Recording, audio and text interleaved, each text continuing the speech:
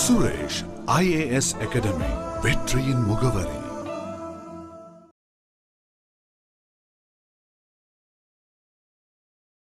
வணக்கம் நண்பர்களே.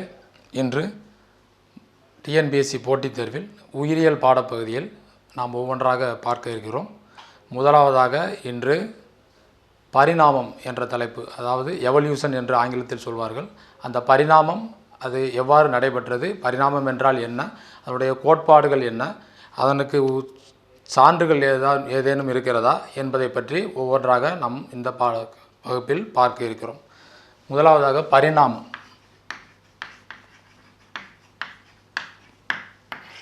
பரிணாமம் ஆங்கிலத்தில் எவால்வேஷன் என்று சொல்வார்கள். எவல்யூஷன் அப்படின்னு சொல்லுவாங்க. எவல்யூஷன் அப்படின்னா என்ன அப்படின்னு பார்த்தோம்னா, எவல்யூஷன் அப்படிங்கிறது உயிரினங்களில், அதாவது உயிரினம்னா சிற்றினம் அப்படின்னு சொல்லுவாங்க, உயிரினங்களில் அவங்களுடைய வாழ்க்கை முறையில் மெதுவாக ஏற்படக்கூடிய மாற்றம் அப்படின்னு சொல்லுவாங்க. ஆங்கிலத்தில் கிராஜுவல் சேஞ்ச் அப்படிம்பாங்க. இதில் மெதுவான மாற்றம். இப்போ உதாரணமாக நம்ம மரபியலில் பார்த்தோம் அப்படின்னு சொன்னால், யானை, குதிரை, மனிதன், இவங்க 3 பேருக்கு பார்த்தீங்கன்னு சொன்னால் அவங்களுடைய தோற்றம் ஒரு மாதிரி இருக்கும். இப்போ இருக்கக்கூடிய நிலை வேறு மாதிரி இருக்கும். இப்போ உதாரணத்திற்கு நீங்கள் 6லேருந்து 10 வகுப்பு உள்ள பாடப்பகுதியில் படிச்சிருப்பீங்க. இந்த மனிதனுடைய பரிணாமம் என்பது முதல் ஹோமினிட்ஸ் அப்படின்னு சொல்லுவாங்க.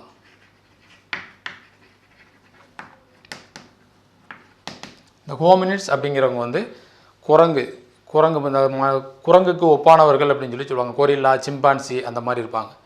ஹோமினிட்ஸ்க்கு அப்புறம் ஹோமோ ஹேபிலஸ் அப்படிம்பாங்க.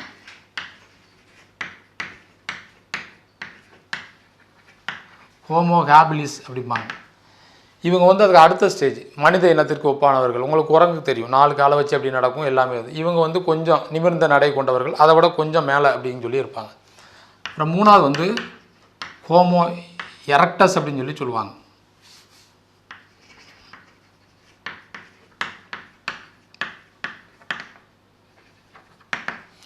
இந்த ஹோமோ எரக்டஸ் அப்படிங்கிறவங்க கற்களை ஆயுதமாக பயன்படுத்தினாங்க. இந்த தாவர உண்ணிகள் அப்படின்னு சொல்லுவாங்க. தாவர உண்ணிகள் அப்படின்னா ஃப்ரூட் ஈட்டர்ஸ் அப்படின்னு சொல்லுவாங்க.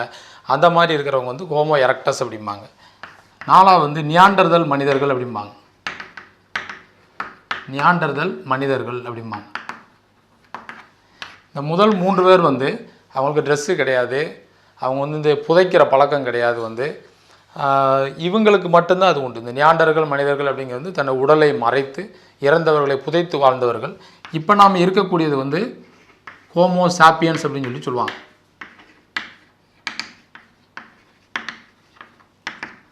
இந்த ஹோமோ சாப்பியன்ஸ் அப்படிங்கிறது தான் தற்கால மனிதர்கள். நம்மெல்லாம் ஹோமோ சாப்பியன்ஸ் அப்படின்னு தான் சொல்லுவாங்க. இவங்க ஆப்பிரிக்கா தோன்றியது ஆப்பிரிக்கா அப்படின்னு சொல்லுவாங்க. இப்போ ஆப்பிரிக்காவிலேருந்து நம்ம எல்லாருமே வெளியில் வந்துட்டோம். இது ஹோமோ சாப்பியன்ஸ். இப்படி ஆரம்ப காலத்தில் ஒரு நிலையில் பிறக்கும்போது, தோன்றும் போது ஒரு நிலையிலிருந்து முடியும் போது வேறு நிலைக்கு மாறக்கூடிய இந்த நிகழ்ச்சிக்கு தான் பரிணாமம் அப்படின்னு சொல்லுவாங்க. கிராஜுவல் சேஞ்ச், மெதுவான மாற்றம். உயிரினங்களுடைய அந்த சிற்றினங்களில் ஏற்படக்கூடிய ஸ்பீசிஸ் அப்படின்னு சொல்லுவாங்க. அதில் ஏற்படக்கூடிய மெதுவான மாற்றம் அப்படிங்கிறதான் பரிணாமம் அப்படிங்கிறத சொல்கிறாங்க. இப்போ பரிணாமம் அப்படிங்கிறதுல நிறைய உட்பிரிவுகள் இருக்குது. அதில் முதல் பிரிவாக நாம் தியரிஸ் அப்படின்னு பார்ப்போம். கோட்பாடுகள், பரிணாமத்திற்கான கோட்பாடுகள் என்னென்ன இருக்குது அப்படின்னு பார்ப்போம். தியரிஸ் ஆஃப் எவல்யூஷன் அப்படின்னு சொல்கிறது.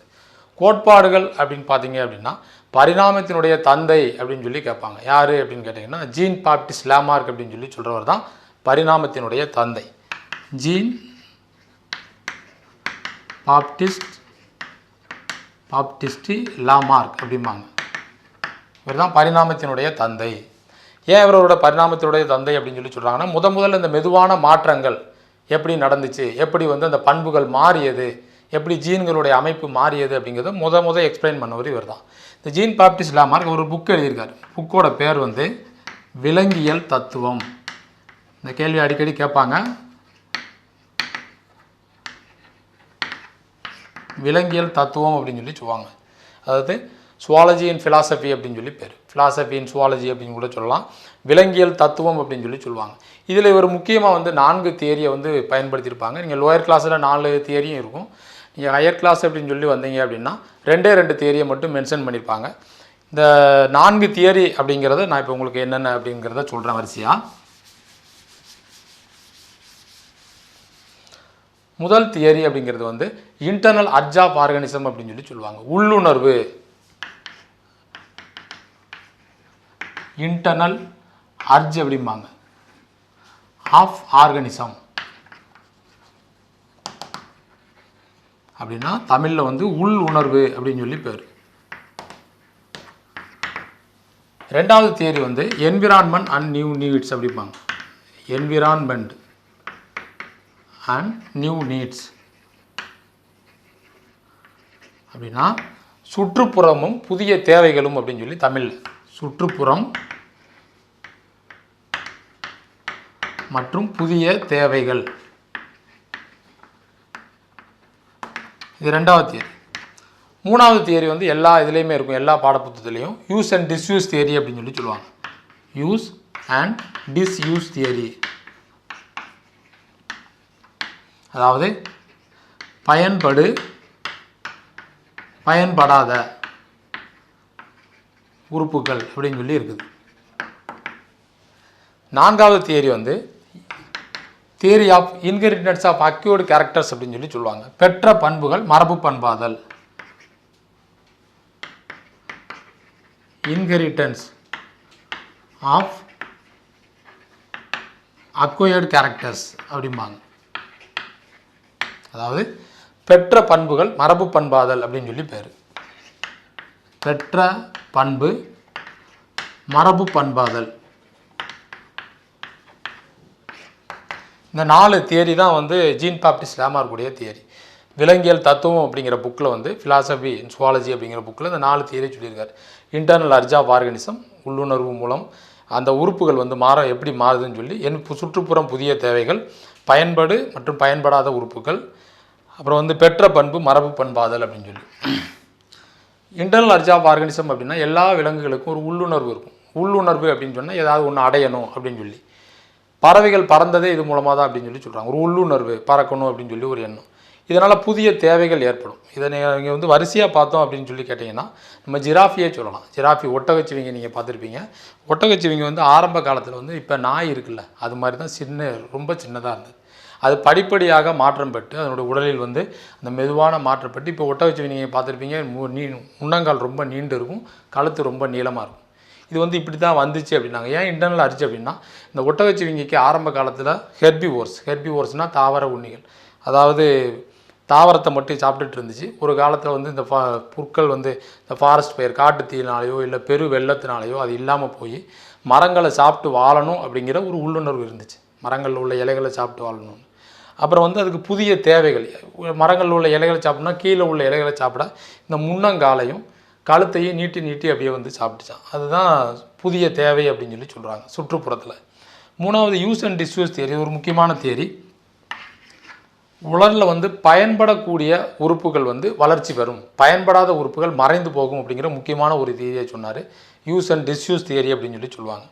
எதாவது பயன்பட்டது அப்படின்னு கேட்டிங்கன்னா, நீங்கள் ஜிராஃபி, ஒட்டகச்சிவிங்கி எடுத்துக்கிட்டிங்கன்னா முன்னங்கால்களும் அந்த கழுத்தும் வந்து பயன்பட்டது, அதனால் அது வந்து நீட்சி அடைந்தது அப்படின்னு சொல்லி சொல்கிறாங்க.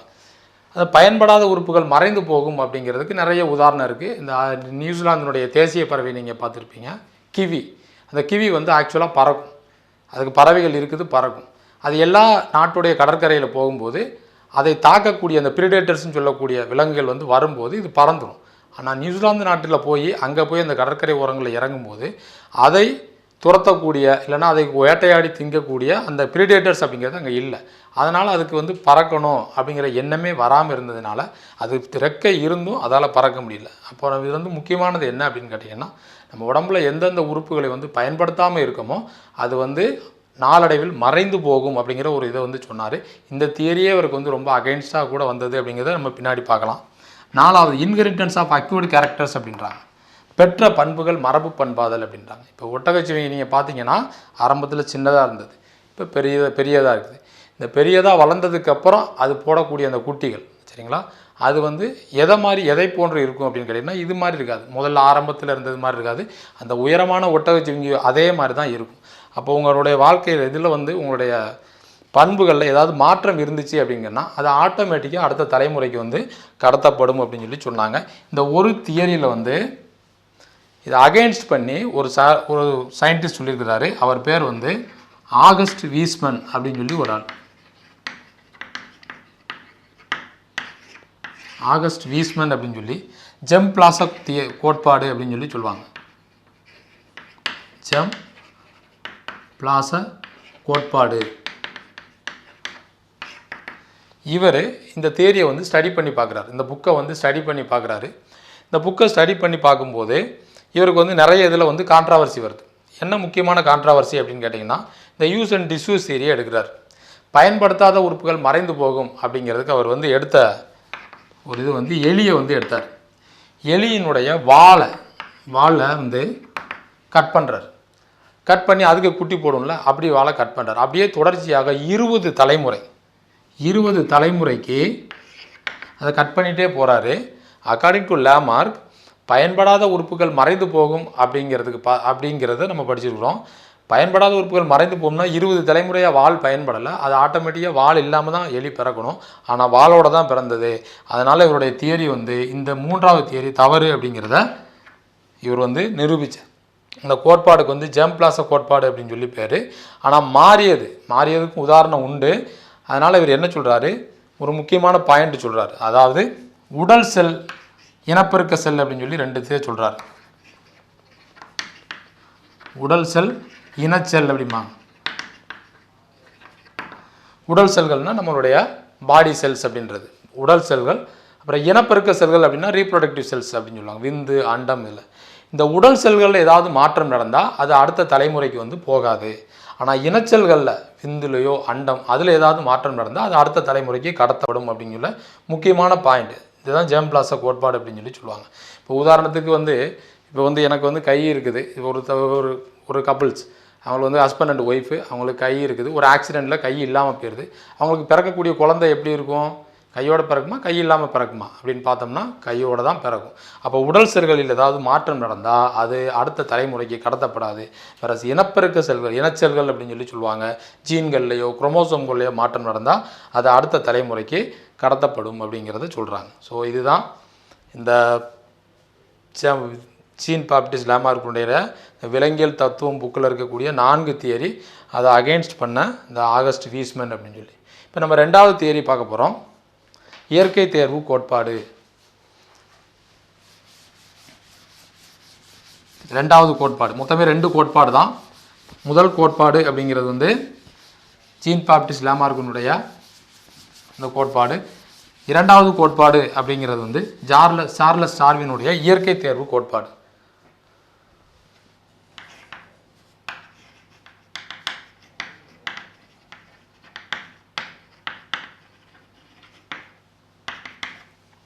சார்லஸ் டார்வினுடைய இயற்கை தேர்வு கோட்பாடு அப்படின்னு சொல்லி சொல்லுவாங்க. இவர் எழுதின புக்கோட பேர் வந்து சிற்றினங்களின் தோற்றம்.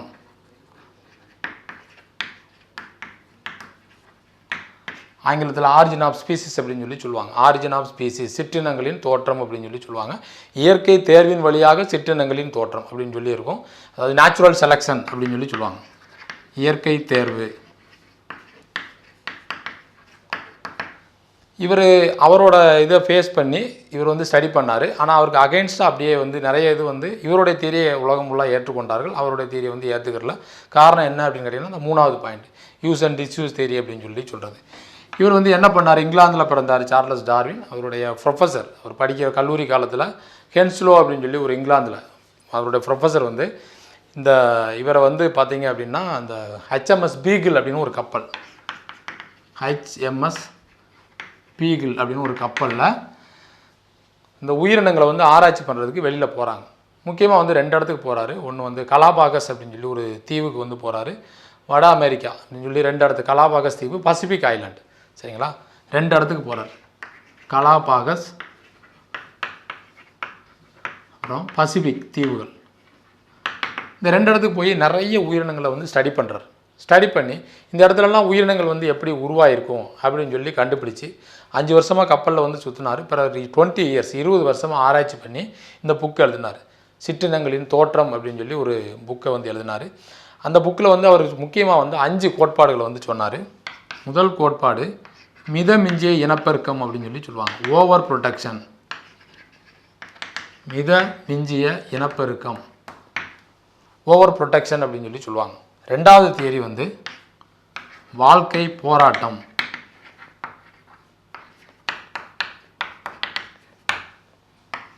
வாழ்க்கை போராட்டம். மூணாவது இது வந்து மாறுபாடுகள், வேரியேஷன்ஸ் அப்படிம்பாங்க. இது வந்து ஸ்ட்ரகிள் ஆஃப் எக்ஸிஸ்டன்ஸ், இது வந்து மாறுபாடுகள், வேரியேஷன் அப்படிம்பாங்க. நாலாவது வந்து பார்த்திங்கன்னா சர்வைவல் ஆஃப் த ஃபிட்டஸ்ட் அப்படிம்பாங்க. தகுந்தன தப்பி பிழைத்தல், சர்வைவல் ஆஃப் த ஃபிட்டஸ்ட் அப்படின்னு சொல்கிறது. அஞ்சாவது தியரி வந்து இயற்கை தேர்வு அப்படின்னு சொல்லி சொல்கிறாங்க. இயற்கை தேர்வு. 5 உட்பிரிவுகள் இருக்குது அவருடைய கோட்பாடில். மிதமிஞ்சிய இனப்பெருக்கம், ஓவர் ப்ரொடெக்ஷன், வாழ்க்கை போராட்டம், ஸ்ட்ரகிள் ஃபார் எக்ஸிஸ்டன்ஸ் அப்படின்றாங்க. மாறுபாடுகள், வேரியேஷன்ஸ், தகுந்தன தப்பி பிழைத்தல், சர்வைவல் ஆஃப் த ஃபிட்டஸ்ட் அப்படிம்பாங்க. இயற்கை தேர்வு அப்படின்னா நேச்சுரல் செலெக்ஷன் அப்படின்னு சொல்லி. மிதமிஞ்சிய இனப்பெருக்கம் அப்படின்னா இந்த உலகத்தில் இருக்கக்கூடிய அனைத்து உயிரினங்களும், நீங்கள் வந்து முதுகெலும்பு அற்றவை, முதுகெலும்பு உள்ளவை, நீங்கள் புரோட்டோசோவாலேருந்து மேமல்ஸ் வரைக்கும் நிறைய இருக்குது. இங்கிட்டு 9 தொகுதிகள் இருக்குது, இங்கே 5 வகுப்புகள் இருக்குது. அது எல்லா உயிரினங்களும் அதோட இனத்தை வந்து பெருக்கும். உதாரணமாக அந்த சால்மன் அப்படின்னு சொல்லி ஒரு மீன் 28 மில்லியன் முட்டைகளை வந்து அந்த கடல் நீரில் வந்து இடுமா. அதனுடைய இனப்பெருக்க காலத்தில் 28 மில்லியன் அப்படிங்கிறது அதனுடைய, நீங்கள் அப்படி ஆண்டுக்கு வந்து 28 மில்லியன் அப்படின்னு சொல்லி போட்டது அப்படின்னா அப்போ எவ்வளவு கடலில் வந்து அந்த முட்டைகள் இருக்கும் அப்படிங்கிறத நீங்கள் யோசிங்க. அப்போ கடல் ஃபுல்லாக நிறைஞ்சிரும். அதே மாதிரி ஒரு யானை வந்து அதனுடைய வாழ்நாள் இனப்பெருக்க காலத்தில் 6 குட்டிகளை வந்து ஈனுமா. இதே இது 750 மில்லியன் ஆண்டுகளுக்கு வந்து அந்த 750 மில்லியன் ஆண்டுகளுக்கு அது வந்து பார்த்திங்கன்னு சொன்னால் 6 மில்லியன் வாரிசுகளை வந்து அதனுடைய இனத்தை வந்து உருவாக்கிக்கிட்டே போகும் அப்படின்னு சொல்லி சொல்கிறாங்க. இதுதான் மிதமிஞ்சி இனப்பெருக்கம். எல்லா உயிரினங்களும் அதனுடைய இனத்தை பெருக்கும்.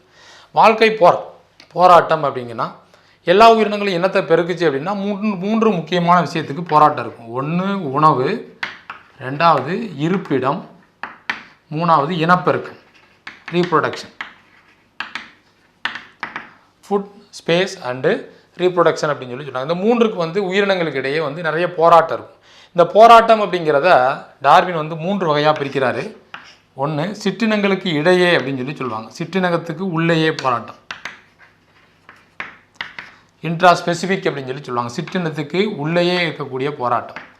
இப்போ வந்து உதாரணமாக வந்து ஒரு டாக் இருக்குது அப்படின்னு சொன்னால் இன்னொரு டாக் அதுக்கு உள்ளேயே நடக்கக்கூடிய அந்த போராட்டம், இந்த உணவு, இருப்பிடம், இனப்பெருக்கத்துக்காக வேண்டி. பிற சிற்றினங்களுக்கு இடையே அப்படின்னு சொல்லி சொல்லுவாங்க. சிற்றினம் இடையே அப்படின்னா இது வந்து இன்ட்ரா ஸ்பெசிஃபிக் ஸ்ட்ரகிள் அப்படிம்பாங்க. இது இன்டர் ஸ்பெசிஃபிக் அப்படின்னு சொல்லி சொல்லுவாங்க. இன்டர் ஸ்பெசிஃபிக் ஸ்ட்ரகிள் அப்படின்னு கேட்டிங்கன்னா ஸ்பெசிஃபிக் ட்ரபிள் அப்படின்னா 2 வேறுபட்ட சிற்றினங்களுக்கு இடையே ஏற்படக்கூடிய ஒரு போராட்டம். உதாரணத்துக்கு ஒரு சாப்பாடை வெளில போட்டாங்க அப்படின்னா ஒரு நாய், பன்றி, இதுக்கு இடையே நடக்கக்கூடிய போராட்டம் சிற்றினங்களுக்கு இடையே. 3வது என்விரான்மெண்டல் ஸ்ட்ரகிள் அப்படின்னு சொல்லி சொல்கிறாங்க. என்விரான்மெண்டல் ஸ்ட்ரகிள் அப்படின்னு கேட்டிங்கன்னா சுற்றுப்புறத்துக்கும் சிற்றினங்களுக்கும் இடையே, சுற்றுப்புறத்தினால் ஏற்படக்கூடிய வாழ்க்கை போராட்டம். இந்த சுற்றுப்புறம் அப்படின்னு கேட்டிங்கன்னா அது வெப்பநிலையாக இருக்கலாம், மழையாக இருக்கலாம், புயலாக இருக்கலாம். இதில் வந்து எப்படி உயிரினங்கள் வந்து ஸ்ட்ரகிள் ஆகுது, எப்படி வந்து சர்வைவ் ஆகுது அப்படின்னு சொல்லி பார்க்குறது. ஸோ போராட்டம் அப்படிங்கிறது வாழ்க்கை போராட்டம் இந்த 3 வகைப்படும். சிற்றினங்களுக்கு உள்ளே, சிற்றினங்களுக்கு இடையே, சுற்றுப்புறம் அப்படின்னு சொல்லி சொல்லுவாங்க. அதுக்கு அடுத்த ஸ்டேஜ் மாறுபாடுகள், வேரியேஷன் அப்படின்னு சொல்லி சொல்கிறாங்க. இது ஒரு முக்கியமான பாயிண்ட். வேரியேஷன் அப்படின்னா இப்போ வந்து ஒரே தாய் தந்தை பிறக்கக்கூடிய அந்த குழந்தைகள் வந்து பார்த்திங்கன்னா ஒரே மாதிரி இருக்க மாட்டாங்க. அவங்களுடைய நிறம், அவங்களுடைய உயரம், அவங்களுடைய அந்த எக்ஸ்டர்னல் இது எல்லாமே வந்து வேறு மாதிரி தான் இருக்கும். இதான் மாறுபாடுகள் அப்படின்னு சொல்லி சொல்லுவாங்க. இப்போ நிறைய இதுக்கு வந்து உதாரணம் உண்டு. மாறுபாடுகள்னால் இப்போ ஒரு வீட்டில் வந்து அண்ணன் தம்பி 3 பேர் இருக்காங்கன்னா ஒருத்தன் நல்லா படிப்பான், ஒருத்தன் கொஞ்சம் ஆவரேஜாக படிப்பான், ஒருத்தன் சரியாக படிக்க மாட்டான். இதுதான் அந்த வேரியேஷன் அப்படின்னு சொல்லி சொல்கிறது. உருவமொத்த இரட்டையர்கள் அப்படிங்கிறது கூட இந்த வேரியேஷன் அப்படிங்கிறது உண்டு. இந்த வாழ்க்கை போராட்டத்தில் மாறுபாடுகள் கொண்ட உயிரினங்கள் சில ப்ளஸ், அதாவது மாறுபாடுகள் 2 விதத்தில் இருக்கும். ஒன்று ப்ளஸ்ஸாக இருக்கலாம், இன்னொன்று மைனஸாக இருக்கலாம். இந்த மாறுபாடுகள் கொண்ட உயிரினங்கள் அது சர்வைவாக, அந்த இடத்துல சர்வைவாக இருக்கும். அந்த போராட்டத்தெல்லாம் கடந்து வாழக்கூடியது. எல்லா உயிரினங்களும் அதனுடைய இனத்தை பெருக்கும், அவர்களுக்கிடையே போராட்டம் நடக்கும். அதில் இருக்கக்கூடிய அந்த மாறுபாடுகள் கொண்ட, நன்மைத்தனமான கொண்ட மாறுபாடுகள் கொண்ட உயிரினங்கள் அது வந்து சர்வைவ் ஆகும் அப்படின்றாங்க. தகுந்தன தப்பி பிழைத்தல் ஒரு முக்கியமான point. Survival of the fittest அப்படின்னு சொல்லி சொல்கிறாங்க. அந்த இடத்துல வாழக்கூடிய தகுதியுடைய உயிரினங்கள் வாழும் அப்படின்றாங்க. Survival of the fittest. நீங்கள் எந்த இடத்துலனாலும் போய் உங்களை அந்த இடத்தால உங்களை வந்து சர்வை பண்ண முடியுதா? இப்போ வந்து நம்ம கொடைக்கானல் போகலாம், அங்கே இருக்கக்கூடிய குளிர், ஊட்டியில் இருக்கக்கூடிய குளிரில் நம்மளால் சர்வே பண்ண முடியுதா? இல்லை டெசர்ட்டுக்கு போகிறோம், டெசர்ட்டில் நம்மளால் சர்வே பண்ண முடியுதா? சர்வே பண்ண முடியல அப்படின்னா அன்ஃபிட் ஃபார் சர்வே அப்படின்றாங்க. அந்த இடத்துல உயிரினங்கள் இப்போ உலகத்தில் பெரிய விலங்காக சொல்லக்கூடிய அந்த டைனோசர் பாருங்கள், டைனோசர் இப்போ நாட்டில் வந்து கிடையாது, உலகத்தில் வந்து இல்லை, மறைஞ்சு போச்சு. என்ன காரணம் அப்படின்னு கேட்டிங்கன்னா அதெல்லாம் பிழைக்க முடியல, அதனால் சர்வே பண்ண முடியல அந்த வேர்ல்டில் வந்து. இதில் தப்பித்த உயிரினங்கள் தான் இயற்கை தேர்வு அப்படின்னு சொல்லி சொல்லுவாங்க, நேச்சுரல் செலெக்ஷன் அப்படின்றாங்க. சரிங்களா? இந்த தப்பி பிழைத்த உயிரினங்கள் தான் இயற்கை தேர்ந்தெடுக்கும் அப்படின்னாங்க. அப்போ உயிரினங்கள் அப்படிங்கிறது இதில் நீங்கள் ஜென்ரலாக பார்க்குறது, உயிரினங்கள் அப்படிங்கிறது பூமியில் வந்து அதான் வாழ்கிறதில்ல, இயற்கை தான் உயிரினங்களை வந்து வாழ வைக்கிறது. உலகம் தோன்றிய காலத்தில் வந்து நிறைய உயிரினங்கள் இருந்துச்சான். அப்புறம் நீங்கள் இந்த ஜியாலாஜிக்கல் டைம் ஸ்கேல் அப்படின்னு சொல்லி சொல்லுவாங்க, அதில் பெர்மியன் காலத்தில் 60% அழிஞ்சு போயிடுச்சு. ஆனால் இப்போ வந்து இருக்கக்கூடிய உயிரினங்கள் 1% தான் சொல்கிறாங்க. அந்த 1% எவ்வளவு உயிரினங்கள் இருக்குது அப்படிங்கிறது நமக்கு தெரியும். அந்த உயிரினங்களை தேர்ந்தெடுக்கிறது வந்து இயற்கை தேர்வு அப்படின்னு சொல்லி சொன்னாங்க, நேச்சுரல் செலெக்ஷன் அப்படின்னு சொல்லி சொன்னாங்க. இவருடைய தியரியை வந்து அக்செப்ட் பண்ணிக்கிட்டாங்க, இந்த தியரியை வந்து அக்செப்ட் பண்ணிட்டாங்க. ஆனால் இவர்கிட்டையும் சில வந்து கான்ட்ராவர்சி இருந்துச்சு. ஆகஸ்ட் வீஸ்மேன் அங்கே வந்து ஜெம் பிளாசம் கோட்பாடு மாதிரி இவர்கிட்ட அந்த மாறுபாடுகளுக்கு அவர்கிட்ட காரணம் கேட்டாங்க. மாறுபாடுகளுக்கு அவருக்கு காரணம் தெரியலை.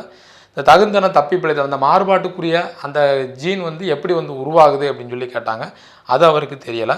இந்த 2 பாயிண்ட் முக்கியமான பாயிண்ட். அதே மாதிரி இந்த தகுந்தன மாறுபாடுகளில் ப்ளஸ் மைனஸ்ன்னு சொல்லி 2 கேரக்டர் உண்டு. இதில் ப்ளஸ் வந்து சர்வைவ் ஆகும் அப்படின்னு சொல்லி சொன்னார்.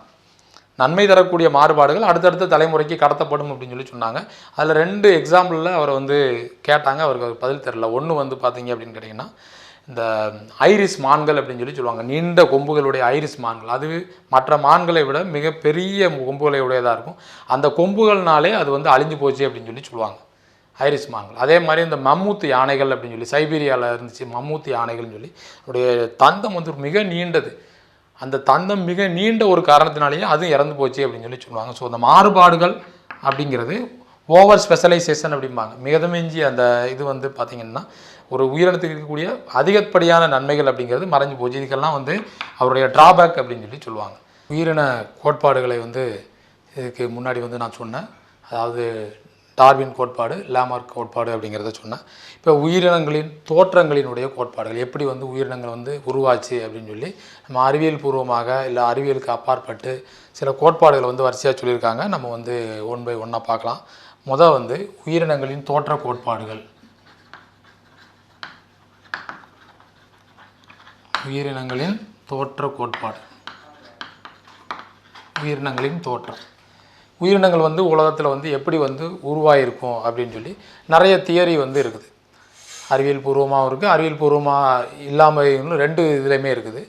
முதல் கோட்பாடு அப்படிங்கிறது என்ன அப்படின்னு பார்த்தீங்கன்னா தியரி ஆஃப் ஸ்பெஷல் கிரியேஷன் அப்படின்னு சொல்லி சொல்லுவாங்க. சிறப்பு படைத்தல் கோட்பாடு. சிறப்பு படைத்தல் கோட்பாடு அப்படின்றாங்க. தியரி ஆஃப் ஸ்பெஷல் கிரியேஷன் அப்படின்னு சொல்லி சொல்லுவாங்க. ஸ்பெஷல் கிரியேஷன் அப்படின்னு சொன்னால் இப்போ எல்லா மனிதர்களாலும் நம்பப்படுவது, இந்த உலகத்தில் வந்து உயிரினங்களை யார் படைச்சா அப்படின்னு சொன்னால் கடவுள் படைச்சார், ஒரு சூப்பர்ஃபிஷியல் பவர் அப்படின்னு சொல்லி சொல்லுவாங்க. அதாவது இயற்கைக்கு அப்பாற்பட்ட, சூப்பர்ஃபிஷியல் அப்படின்னு சொல்லி சொல்லுவாங்க, இயற்கைக்கு அப்பாற்பட்ட. நாம் வந்து அனைத்து மதங்கள்லையும் நம்ம சொல்கிறோம் வந்து கடவுள் தான் படைச்சார் அப்படிங்கிறத வந்து நம்ம வந்து நம்புகிறோம். ஸோ அந்த கோட்பாடு தான் சிறப்பு படைத்தல் கோட்பாடு அப்படின்னு சொல்லி சொல்லுவாங்க. தியரி ஆஃப் ஸ்பெஷல் கிரியேஷன், கடவுள் தான் அந்த உலகத்தை வந்து படைத்தார் அப்படிங்கிறது. 2வது கோட்பாடு தியரி ஆஃப் ஸ்பான்டேனியஸ் ஜெனரேஷன் அப்படின்னு சொல்லி சொல்லுவாங்க. தான் தோன்றல் கோட்பாடு.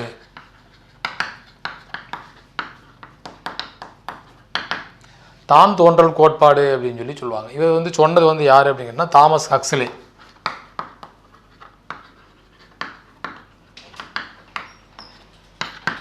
இந்த தாமஸ் ஹக்ஸ்லே அப்படிங்கிறவர் தான் தான் தோன்றல் கோட்பாடு அப்படின்னு சொல்லி சொல்லுவாங்க. தியரி ஆஃப் பயோஜெனிசிஸ் அப்படின்னு சொல்லி சொல்லுவாங்க. அதாவது தானாகவே உயிரினங்கள் வந்து தோன்றியது அப்படின்னு சொல்லி சொல்கிறாங்க. பயோஜெனிசிஸ் அப்படின்னு கேட்டிங்கன்னா உயிரற்ற பொருட்களில் இருந்து, மண்ணுக்கடியில் வந்து சகதி, அதுலேருந்து தான் சிறு பூச்சிகள், அரைத்தவளை, மீன்கள் இப்படி எல்லாம் உருவாச்சு அப்படின்னா பயோஜெனிசிஸ், அதாவது தான் தோன்றல் கோட்பாடு அப்படின்னு சொல்லி சொல்கிறாங்க. இதை சொன்னது வந்து தாமஸ் ஹக்ஸ்லே. உயிரினங்கள் வந்து உயிரற்ற இதிலேருந்து தான் வந்து உருவாச்சு, நான் பயாட்டிக் அப்படின்னு சொல்லி சொல்லுவாங்க, பயாட்டிக் ஃபேக்டர்ஸ்லேருந்து உருவாச்சு அப்படின்னு சொல்லி சொல்கிறாங்க. 3வது உயிரினங்கள் பயோஜெனிசிஸ் அப்படின்னு சொல்லி சொல்லுவாங்க. பயோஜெனிசிஸ் அப்படின்னா உயிர் பிறப்பு கோட்பாடு அப்படின்னு சொல்லி பேர். உயிர் பிறப்பு கோட்பாடு. இதை சொன்னது வந்து யார் அப்படின்னு கேட்டிங்கன்னா லூயிஸ் பாஸ்டர்.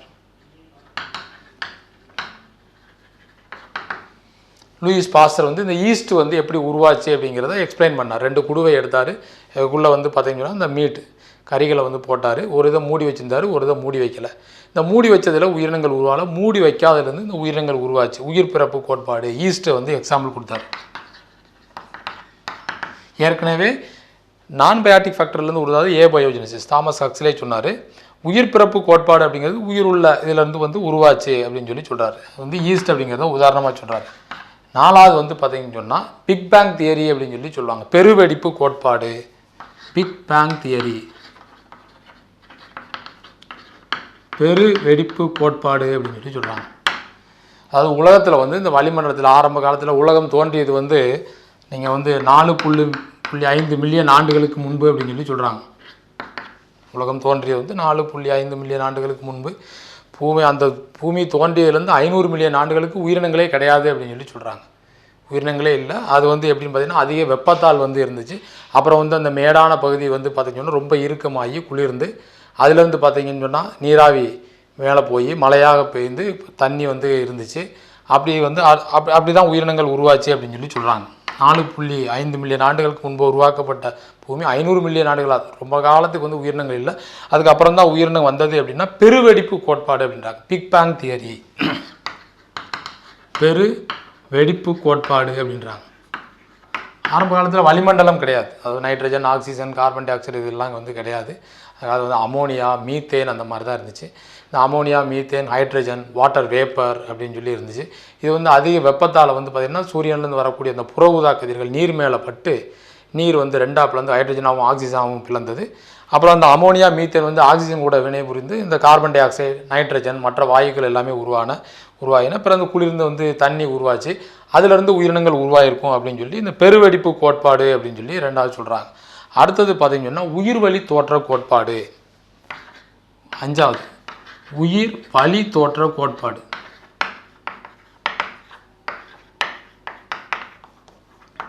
ஹென்றி பாஸ்டன்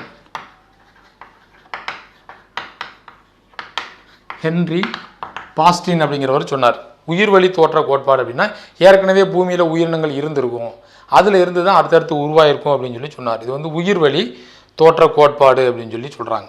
இப்போ நீ வரிசையாக பார்த்துட்டு வாங்க. சிறப்பு படைத்தல் கோட்பாடு, இயற்கைக்கு அப்பாற்பட்டு கடவுள் நம்பிக்கை. தான் தோன்றல் கோட்பாடு, இயற்கையாகவே உருவாயிருக்கும். தாமஸ் ஹக்ஸ்லே வந்து சொல்கிறார். அந்த உயிரற்ற பொருட்களிலிருந்து. உயிர் பிறப்பு கோட்பாடு அப்படின்னு கேட்டிங்கன்னா அந்த லிவிங் திங்ஸில் ஈஸ்ட் வந்து எப்படி உருவாயிருக்கும் அப்படின்னு சொல்லி சொல்கிறார். உயிர் வழி லூயிஸ் பாஸ்டர் வந்து எக்ஸ்பிளைன் பண்ணுறாரு. பெருவெடிப்பு பிக் பேங் தியரி அப்படிங்கிறது வந்து பார்த்திங்கன்னா பேரண்டம், பெருவெடிப்பு அப்படின்னு சொல்லி சொல்கிறாங்க. பூமியில் வந்து ஒரு இயற்கையில் ஏற்படக்கூடிய ஒரு மிகப்பெரிய மாற்றத்தினால உயிரினங்கள் உருவாயிருக்கும் அப்படின்னு சொல்லி சொல்லுவாங்க. இன்னொரு தியரி கூட இருக்குது, காஸ்மிக் அப்படின்னு சொல்லி சொல்லுவாங்க. ஸ்போர்கள் மூலமாக வேற்று கிரகத்திலேருந்து அது கூட ஒரு 6வது தியரி எழுதிக்கலாம். ஸ்போர்கள் மூலமாக காஸ்மிக் தியரி அப்படின்னு சொல்லி சொல்லுவாங்க. காஸ்மிக் கோட்பாடு. ஸ்போர்கள் வேற்று கிரகத்திலேருந்து ஸ்போர்கள் வந்து விழுந்தது, அதிலிருந்து உயிரினங்கள் வந்து உருவாயிருக்கும் அப்படின்னு சொல்லி சொல்கிறாங்க.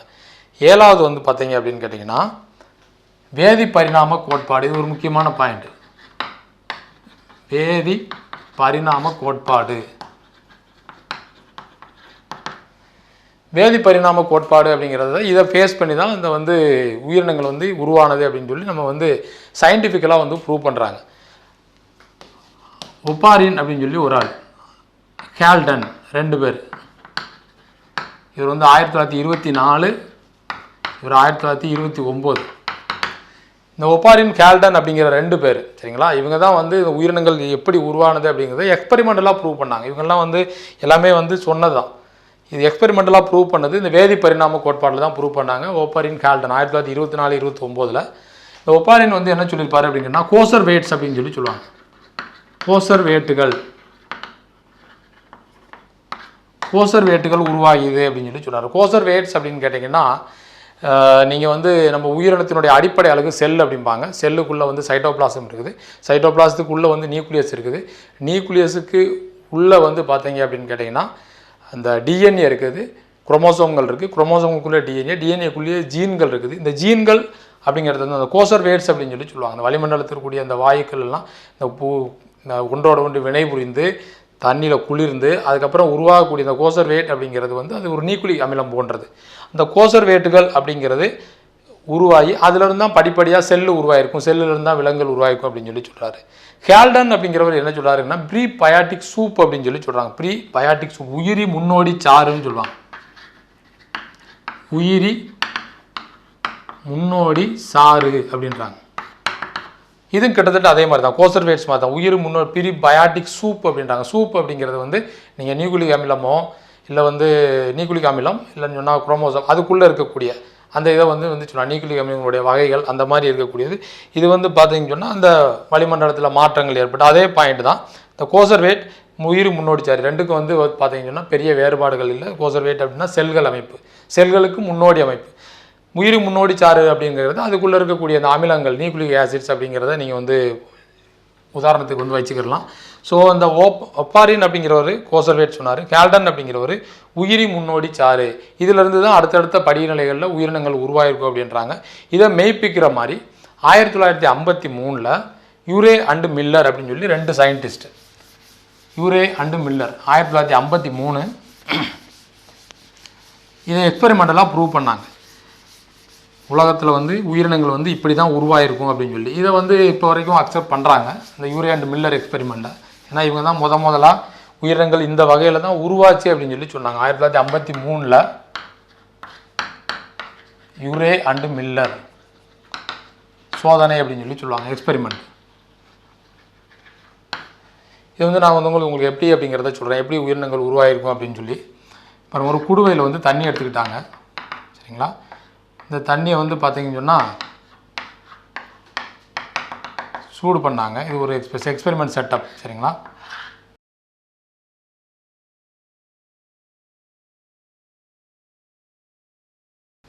பாருங்கள், இதுதான் இந்த தண்ணி, இது வந்து வாட்டர் தான். இந்த வாட்டரை வந்து ஹீட் பண்ணுறாங்க, தண்ணீரை வந்து ஹீட் பண்ணுறாங்க. ஹீட் பண்ணி இந்த இது வந்து அப்படியே போகுது. இது வாட்டர் வேப்பர், நீராவி அப்படின்னு சொல்லி சொல்கிறாங்க. நீராவி அப்படியே போகுது. இந்த இடத்துல 2 டங்ஸ்டன் இலைகளை வந்து வைக்கிறாரு. டங்ஸ்டன் இலைகள் 2 வைக்கிறாரு. உள்ளே வந்து 4 குறிப்பிட்ட வாயுக்கள் இந்த இடத்துல. அது என்னென்ன அப்படின்னு கேட்டிங்கன்னா மீத்தேன், அமோனியா, ஹைட்ரஜன். இந்த 3 வாயுக்களையும் இந்த இடத்துல வைக்கிறாங்க, உள்ளே வந்து இருக்குது. இதில் வந்து டங்ஸ்டன் இலைகள் அதிக வெப்பத்தால் வந்து இது வந்து ஒரு வெப்பத்தால் வந்து ஹீட் பண்ணுறாங்க. இந்த வரக்கூடிய நீராவி இந்த வாயுக்களோடு சேர்ந்து ஹீட் பண்ணுறாங்க. ஹீட் பண்ணும்போது அப்புறம் வந்து எடுத்து பார்த்திங்கன்னா குளிர்விப்பான், ரெஃப்ரிஜரேட் இந்த இடத்துல வைக்கிறாங்க. அதிகமாக ஹீட் பண்ண உடனே கூல் பண்ணுறாங்க.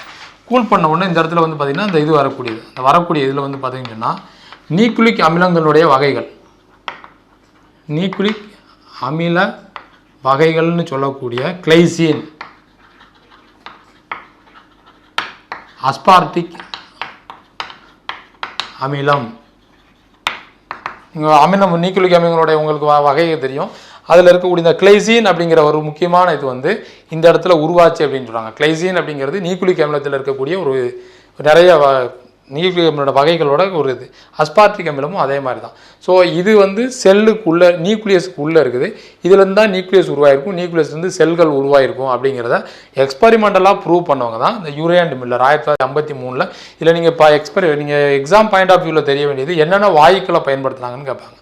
Methane, ammonia and hydrogen, tungsten இலைகளை பயன்படுத்தி யார் கண்டுபிடிச்சா அப்படின்னு கேட்டிங்கன்னா யூரே அண்ட் மில்லர் அப்படிங்கிற 2 பேர் தான் இந்த சோதனைகளை வந்து கண்டுபிடிச்சாங்க அப்படின்னா.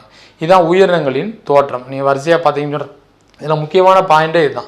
இந்த ஏபயோஜெனிசிஸ் கேட்பாங்க. ஏபயோஜெனிசிஸ்னால் லூயிஸ் பாஸ்டர் வந்து உயிர் இல்லாததுலேருந்து அந்த உயிரினங்கள் வந்து தோன்றியது. ஏபயோஜெனிசிஸ், பயோஜெனிசிஸ்னா உயிருள்ளதுலேருந்து தோன்றியது அப்படின்னு சொல்லுவாங்க. இதில் முக்கியமான அந்த உயிரினங்களின் தோற்றத்தில் நீங்கள் இந்த யூரே அண்டு மில்லர் இந்த 2 சோதனையை மட்டும் நீங்கள் வந்து கரெக்டாக வந்து பார்த்துக்கிடுங்க. பரிணாமம் என்ற தலைப்பில் நாம் இப்பொழுது 3வது உட்பிரிவை வந்து பார்க்க இருக்கின்றோம். முதலாவதாக சார்லஸ் டார்வின் லாமார்க்குடைய கோட்பாடு பார்த்தோம். 2வதாக உயிரினங்களின் தோற்ற கோட்பாடுகள் பார்த்தோம். 3வதாக ஜியாலஜிக்கல் டைம் ஸ்கேல் அப்படின்னு சொல்லி சொல்லுவாங்க. புவியியல் கால அட்டவணை, உயிரினங்கள் வந்து எந்தெந்த காலத்தில் எந்தெந்த உயிரினங்கள் இருந்தது அதுக்குரிய கால அட்டவணை அப்படின்னு சொல்லி சொல்கிறாங்க. இந்த இந்த உயிரியல் கால அட்டவணை அப்படிங்கிறத 3 பெரும் பிரிவுகளாக வந்து பிரிக்காங்க, பெருங்காலங்களாக. ஜியாலஜிக்கல் டைம் ஸ்கேல்,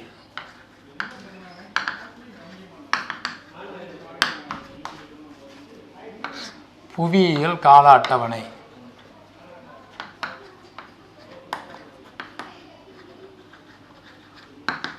இதில் பெரும்பாலும் நீங்கள் வந்து இதை வந்து மனப்பாடம் பண்ண முடியாது.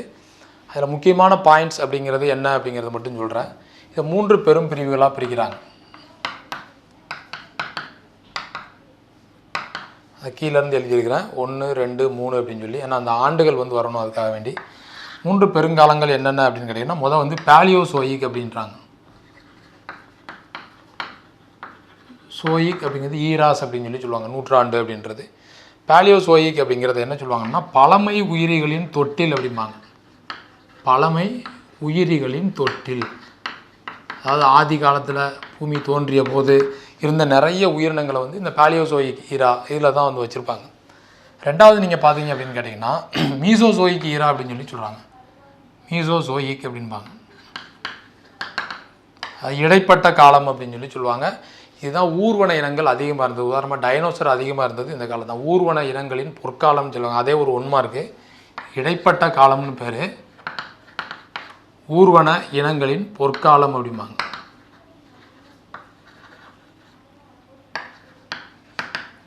ஊர்வன இனங்களின் பொற்காலம் ஒரு முக்கியமான கொஸ்டின். குளோரிஃபைட் ரெப்டைல்ஸ் அப்படின்னு சொல்லி சொல்லுவாங்க இந்த ஈரால. மீசோசோயிக் ஈரா, அந்த ட்ரையாசிக், ஜுராசிக் இதெல்லாம் வந்து இதில் தான் இருந்துச்சு. நீங்கள் ஜுராசிக் பார்க் அப்படின்னா உங்களுக்கு தெரியும் டைனோசர். பாலியோசோயிக், மீசோசோயிக், 3ஆவது வந்து செனோசோயிக் அப்படிம்பாங்க. செனோசோயிக் அப்படிங்கிறது இப்போ இருக்கக்கூடியது. இப்போ வந்து எது அதிகமாக இருக்குது அப்படின்னா மனிதர்கள், பாலூட்டிகள். லாஸ்ட்டாக எது இருக்கக்கூடியது அப்படின்னா பாலூட்டிகள். ஸோ பாலூட்டிகளின் காலம் அப்படின்னு சொல்லி சொல்கிறாங்க. பாலூட்டிகளின் காலம் 3 தான் பிரிக்கிறாங்க. ஜியாலஜிக்கல் டைம் ஸ்கேலில் வந்து புவியியல் கால அட்டவணையில் உயிரினங்கள் வந்து அந்த தோன்றிய அந்த இதை வந்து கணக்கிட்டு வந்து 3 வகையாக பிரிக்கிறாங்க. ஒன்று பேலியோசோயிக். பேலியோசோயிக் அப்படின்னு கேட்டிங்கன்னா பழமை உயிரிகளின் தொட்டில் அப்படின்றாங்க. ரெண்டாவது வந்து மீசோசோயிக் அப்படின்றாங்க, ஊர்வன இனங்களின் பொற்காலம் அப்படின்றது. 3ஆவது வந்து பார்த்திங்கன்னா செனோசோயிக் அப்படின்னு சொல்லி சொல்கிறாங்க. அது வந்து பாலூட்டிகளின் காலம், இப்போ இருக்கக்கூடிய காலம். இப்போ நீங்கள் அடுத்து என்ன இதில் வந்து எழுதணும் அப்படின்னு கேட்டிங்கன்னா, இதில் வந்து மில்லியன் ஆண்டுகளுக்கு முன், மில்லியன் இயர்ஸ் அகோ அப்படின்னு சொல்லி சொல்லுவாங்க. மில்லியன் ஆண்டுகளுக்கு முன்பு. இது கூட நீங்கள் மனப்பாடம் பண்ணணும்னு அவசியம் இல்லை. அதில் இருக்கக்கூடிய முக்கியமான 2 இது மட்டும், இந்த சிறு காலங்கள் அப்படின்னு சொல்லி சொல்லுவாங்க, அதை மட்டும் நீங்கள் வந்து பாருங்கள். இப்போ இந்த பேலியோசோயிக் அப்படிங்கிறதுல பழமை உயிரிகளின் தொட்டில் 7 சிறு காலங்கள் இருக்குது. மீசோசோயிக்கில் வந்து 3 இருக்குது. செனோசோயிக் அப்படிங்கிறதுல வந்து 2 பிரிவுகள் இருக்குது. சரிங்களா, 2 சிறு காலங்கள் அப்படின்னு சொல்லி இருக்குது. இந்த பேலியோசோயிக்கில் உள்ளதை நான் வந்து வரிசையாக கீழேருந்து மேலே எழுதுகிறேன். முதல் வந்து கேம்பிரியன் அப்படிம்பாங்க. கேம்பிரியன் அப்படின்னு சொல்லி ஆரம்ப காலத்தில் இருந்த முதல் காலம், கேம்பிரியன் பீரியட் அப்படின்னு சொல்லி சொல்கிறது. ரெண்டாவது வந்து ஆர்டோவீசியன், ரெண்டாவது காலம். கீழே இருந்தால் மேலே படிக்கணும். கேம்பிரியன், ஆர்டோவீசியன். 3ஆவது சைலூரியன். கேம்பிரியன், ஆர்டோவீசியன், சைலூரியன். 4ஆவது டிவோனியன். இந்த டிவோனியன் அப்படிங்கிறது முக்கியமான காலம். ஏன்னா மீன்களின் காலம் அப்படின்னு சொல்லி சொல்லுவாங்க. முதலாக மீன்கள் உருவானது இந்த டிவோனியன் பீரியட் தான். ஸோ இதை நீங்கள் நல்லா பார்த்து வச்சுக்கோங்க.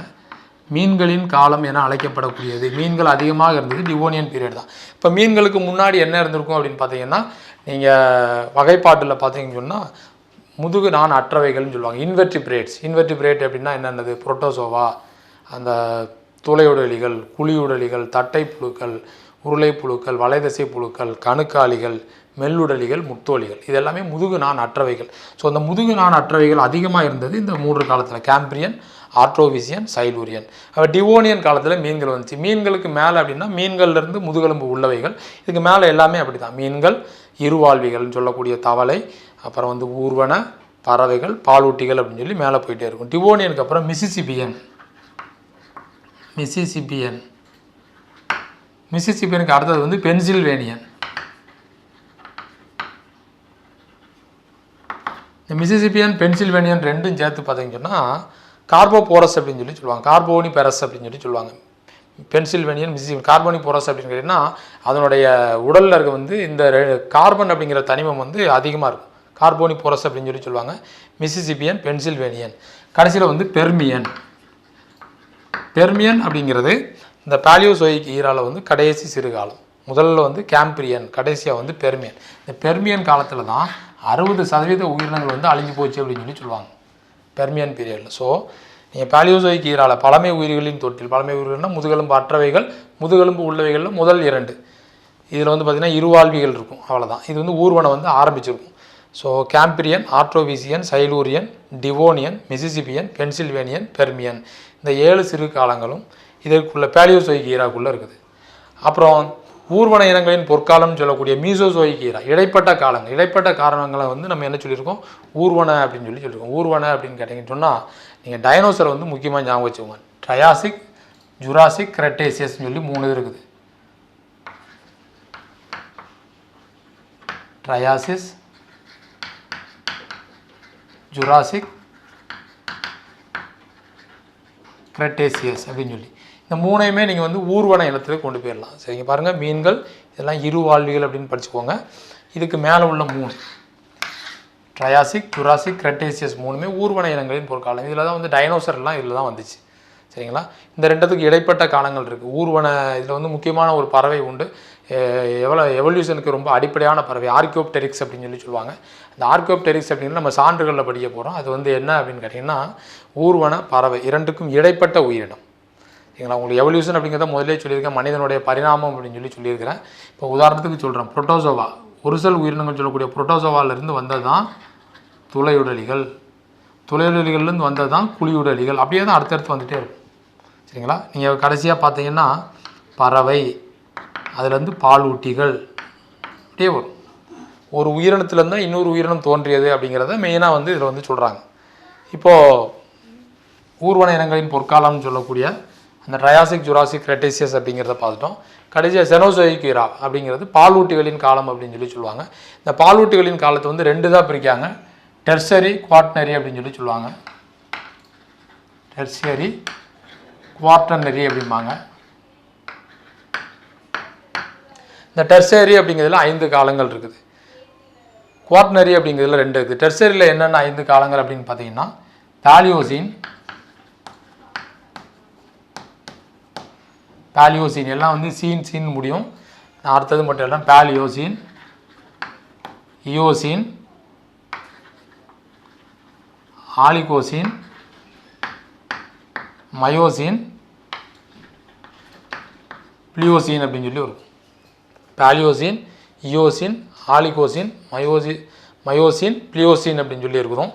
இது எல்லாமே நீங்கள் பார்த்தீங்கன்னு சொன்னால் இந்த இதில் ஊர்வன இனத்துக்கு அடுத்தது பார்த்தீங்கன்னா இது எல்லாமே வந்து ஊர்வனமும் பறவைகளும் இருக்கும். ஊர்வன பறவை, பறவைக்கு அப்புறம் என்ன அப்படின்னா பாலூட்டி, பிளியோசினில் வந்து மனிதன் வந்து தோன்ற ஆரம்பிச்சிருப்பான், பிளியோசின் பீரியட். குவாட்டர்னரி அப்படிங்கிறதுல 2 இது என்ன அப்படின்னு சொல்லி பார்த்தீங்கன்னா பிளிஸ்டோசின், கோலோசின் அப்படின்னு சொல்லி சொல்லுவாங்க. பிளிஸ்டோசின், கோலோசின் அப்படிம்பாங்க. பிளிஸ்டோசின் அப்படிங்கிறது ஒரு 1 மார்க் கொஸ்டின், மனிதர்களின் காலம்னு சொல்கிறது, மறந்துடாதீங்க. மனிதர்களின் காலம் அப்படின்னு சொல்லி சொல்கிறது பிளிஸ்டோசின். அப்போ ஹோலோசின் தான் கடைசியாக இருக்கக்கூடியது. இது என்ன அப்படின்னு கேட்டிங்கன்னா பாலூட்டிகளின் காலம் அப்படின்னு சொல்லி முடிக்கிறாங்க. பாலூட்டிகளின் காலம், மனிதர்களுக்கு அப்புறம், மனிதர்களே கம்மி கண்டர் மேமல்ஸ் தான், பாலூட்டி தான். பாலூட்டிகள்னு சொல்லி ஸ்பெசிஃபிக்காக சொல்கிறாங்க, அது வந்து ஹோலோசின் அப்படின்னு சொல்லி சொல்லுவாங்க. ஸோ நீங்கள் நல்லா பார்த்தீங்கன்னா பாலியோசோயிக்கில் 7 உட்பிரிவு. இதில் முக்கியமாக நீங்கள் படிக்கிறது டிவோனியன், மீன்களின் காலம் அப்படின்னு சொல்கிறது. இது ஊர்வன இனங்களின் பொற்காலம்னு சொல்லக்கூடிய மீசோசோயிக் இடைப்பட்ட காலம்னு சொல்லுவாங்க. Triassic, Jurassic, Cretaceous. மெயினாக வந்தது வந்து நீங்கள் வந்து பார்த்தீங்கன்னா அந்த டைனோசர்களை வந்து இதில் வந்து ஞாபகம் வச்சுக்கோங்க. நீங்கள் செனோசோயிக் இப்போ இருக்கக்கூடிய காலத்தில் வந்து டெர்சியஸ், குவாட்டர்னரி அப்படின்றாங்க. குவாட்டர்னரியிலேருந்து பிளிஸ்டோ, ஹோலோசின் 2ஐயும் படிச்சுக்கோங்க. பிளிஸ்டோசின் அப்படிங்கிறது மனிதர்களின் காலம், ஹோலோசின் அப்படிங்கிறது பாலூட்டிகளின் காலம் அப்படின்றாங்க. நீங்கள் எந்த மில்லியன் ஆண்டுகளுக்கு முன்பு அப்படின்னா நீங்கள் மேலேருந்து படிக்கணும். நீங்கள் ஹோலோசின் அப்படின்னு கேட்டிங்கன்னா அது வந்து 1, ஹோலோசின் வந்து 1 மில்லியன் ஆண்டுகளுக்கு முன்பு. பிளிஸ்டோசின் அப்படிங்கிறது 6, இது முதல் 2 இது முடிஞ்சது. இதில் டெர்சியஸில் வந்து இந்த இது பிளியோசின் அப்படிங்கிறது வந்து 15 ஆண்டுகளுக்கு, மில்லியன் ஆண்டுகளுக்கு முன்னாடி. அடுத்தது 10, அடுத்தது இந்த ஆலியோ இயோசின் வந்து பார்த்திங்கன்னா 20 ஆண்டுகளுக்கு முன்பு. அடுத்தது பார்த்திங்கன்னா 60 ஆண்டுகளுக்கு முன்பு. இது முடிஞ்சது. கிரெட்டேசியஸ் ஜுராசிக் வந்து பார்த்திங்கன்னா இது 125 ஆண்டுகள் கிரெட்டேசியஸ். பென்சில்வேனியா ஜுராசிக் வந்து 150, இது 180 ஆண்டுகளுக்கு முன்பாக. நீ அடுத்து கீழே வந்து பார்த்தீங்கன்னா நான் இயர் மட்டும் எழுதி போட்டுறேன். 205 ஆண்டுகளுக்கு முன்பு, 230, 255, 315, 350, 430, 510. நீங்கள் படிக்கணும் அப்படிங்கிறது கட்டாயம் கிடையாது. ஆனால் இந்த இதை மில்லியன் ஆண்டுகளுக்கு முன்பு அப்படிங்கிறது ஜஸ்ட்டு தெரிஞ்சுக்கிறணும். ஒரு பொண்ணு அந்த அளவில் கூட கேட்குறதுக்கு வாய்ப்பு இருக்குது. நீங்கள் மற்றது இதில் 3 தான். ஒன்று டிவோனியன் மீன்களின் காலம்னு சொல்லி தெரியணும், பிளிஸ்டோசின் மனிதர்களின் காலம், ஹோலோசின் அப்படிங்கிறது பாலூட்டிகளின் காலம் அப்படின்னு சொல்லி சொல்கிறாங்க. இதுதான் இந்த ஜியாலஜிக்கல் டைம் ஸ்கேல், புவியியல் கால அட்டவணை அப்படிங்கிறது. சுரேஷ் IAS அகாடமி, வெற்றியின் முகவரி.